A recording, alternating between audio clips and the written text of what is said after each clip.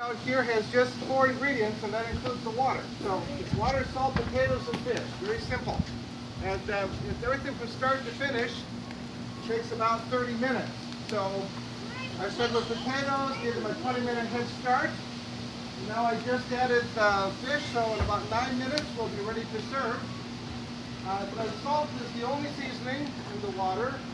And you know, in salt water things float easier. So all the stuff we don't want on the food will be at the top of that pot when we're all done cooking. And to get rid of all that, I'm going to take some kerosene and throw it on the fire so it gets really hot, really fast. Enough to boil it over some so the top layer comes off. And then we'll have 2 men who will take that pole and they'll put it right through the bottom hoops, the hoops of the bottom basket, and they'll pull both baskets up. And they'll put them in that carrier.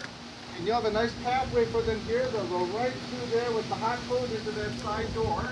And then you all will just follow right behind. The fish boil started here with the Scandinavian immigrants that came and settled primarily in northern part of Door County. And part of what attracted them and brought them here, of course, was the wonderful water of Lake Michigan and Green Bay.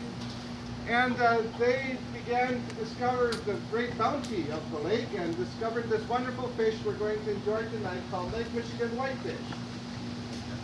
It's a deep water fish, cold water fish, and they discovered that just like some of the fish they enjoyed back in their own country, this fish was especially good poached or boiled. And they began to enjoy it that way, especially the fishing families, the families that fish for a living, enjoyed this food often with their families. But became a large group event when the main industry here in the peninsula was lumbering. We had large lumber camps. And the menu that has evolved into being the fish boil menu is pretty much what they would have had available to cook because it was all locally found.